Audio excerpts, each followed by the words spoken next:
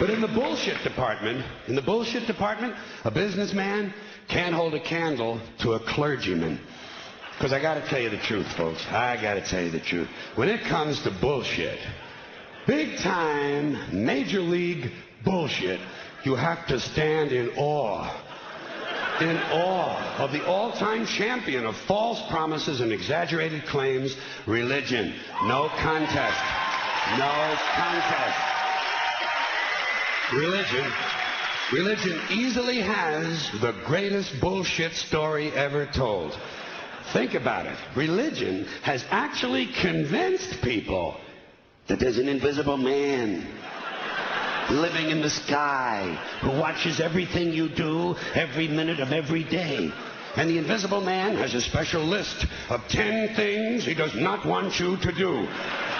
And if you do any of these 10 things, he has a special place full of fire and smoke and burning and torture and anguish where he will send you to live and suffer and burn and choke and scream and cry forever and ever till the end of time.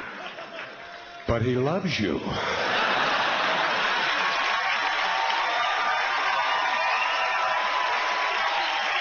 He loves you. He loves you and he needs money. He always needs money. He's all powerful, all perfect, all knowing, and all wise. Somehow, just can't handle money. Religion takes in billions of dollars. They pay no taxes, and they always need a little more. Now, you talk about a good bullshit story. Holy shit.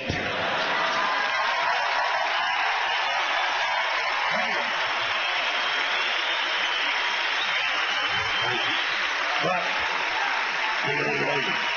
thank you very much.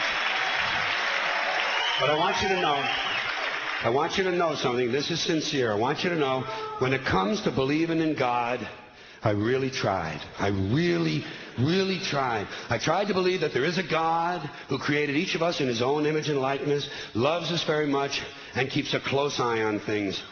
I really tried to believe that, but I got to tell you, the longer you live, the more you look around, the more you realize something is fucked up. Something is wrong here. War, disease, death, destruction, hunger, filth, poverty, torture, crime, corruption, and the ice-capades. Something is definitely wrong. This is not good work. If this is the best God can do, I am not impressed. Results like these do not belong on the resume of a supreme being. This is the kind of shit you'd expect from an office temp with a bad attitude. It's just between you and me, in any decently run universe, this guy would have been out on his all-powerful ass a long time ago. And by the way, I say this guy because I firmly believe, looking at these results, that if there is a God, it has to be a man. No woman could or would ever fuck things up like this.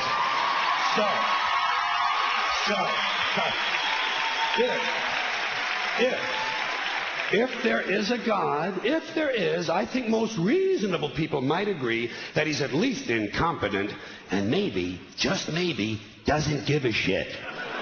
Doesn't give a shit, which I admire in a person and which would explain a lot of these bad results. So rather than be just another mindless religious robot, mindlessly and aimlessly and blindly believing that all of this is in the hands of some spooky, incompetent father figure who doesn't give a shit, I decided to look around for something else to worship, something I could really count on. And immediately, I thought of the sun. Happened like that. Overnight, I became a sun worshiper. Well, not overnight. You can't see the sun at night. But first thing the next morning, I became a sun worshiper. Several reasons. First of all, I can see the sun. Okay? Yes. Unlike some other gods I could mention, I can actually see the sun. I'm big on that. If I can see something, I don't know, kind of helps the credibility along, you know? So every day I can see the sun as it gives me everything I need. Heat, light, food, flowers in the park, reflections on the lake, an occasional skin cancer. But hey, at least there are no crucifixions, and we're not setting people on fire simply because they don't agree with us. Sun worship is fairly simple. There's no mystery, no miracles, no pageantry. No one asks for money. There are no songs to learn. And we don't have a special building where we all gather once a week to compare clothing. And the best thing about the sun, it never tells me I'm unworthy. Doesn't tell me I'm a bad person who needs to be saved. Hasn't said an unkind word. Treats me fine. So I worship the sun. But I don't pray to the sun. Know why? I wouldn't presume on our friendship. It's not polite. I've often thought people treat God rather rudely, don't you? Asking trillions and trillions of prayers every day, asking and pleading and begging for favors. Do this, give me that, I need a new car, I want a better job. And most of this praying takes place on Sunday, his day off. It's not nice, and it's no way to treat a friend. But people do pray, and they pray for a lot of different things. You know, your sister needs an operation on her crotch. Your brother was arrested for defecating in a mall. But most of all, you'd really like to fuck that hot little redhead down at the convenience store. You know, the one with the eye patch and the club foot. Huh? Can you pray for that? I think you'd have to. And I say, fine, pray for anything you want. Pray for anything. But what about the divine plan? Remember that? The divine plan. Long time ago, God made a divine plan. Gave it a lot of thought, decided it was a good plan, put it into practice. And for billions and billions of years, the divine plan has been doing just fine. Now you come along and pray for something. Well, suppose the thing you want isn't in God's divine plan. What do you want him to do? Change his plan? Just for you? Doesn't it seem a little arrogant? It's a divine plan. What's the use of being God if every rundown schmuck with a $2 prayer book can come along and fuck up your plan? And here's something else, another problem you might have. Suppose your prayers aren't answered. What do you say? Well, it's God's will. Thy will be done. Fine, but if it's God's will and he's going to do what he wants to anyway, why the fuck bother praying in the first place? Seems like a big waste of time to me. Couldn't you just skip the praying part and go right to his will? It's all very confusing. So to get around a lot of this, I decided to worship the sun. But, as I said, I don't pray to the sun. You know who I pray to? Joe Pesci. Joe Pesci. Joe Pesci. Two reasons. First of all, I think he's a good actor, okay? To me, that counts. Second, he looks like a guy who can get things done. Joe Pesci doesn't fuck around. Doesn't fuck around. In fact, Joe Pesci came through on a couple of things that God was having trouble with. For years, I asked God to do something about my noisy neighbor with the barking dog. Joe Pesci straightened that cocksucker out with one visit. It's amazing what you can accomplish with a simple baseball bat. So I've been praying to Joe for about a year now. And I noticed something. I noticed that all the prayers I used to offer to God and all the prayers I now offer to Joe Pesci are being answered at about the same 50% rate. Half the time I get what I want, half the time I don't. Same as God, 50-50. Same as the four-leaf clover and the horseshoe, the wishing well and the rabbit's foot. Same as the mojo man. Same as the voodoo lady who tells you your fortune by squeezing the goat's testicles.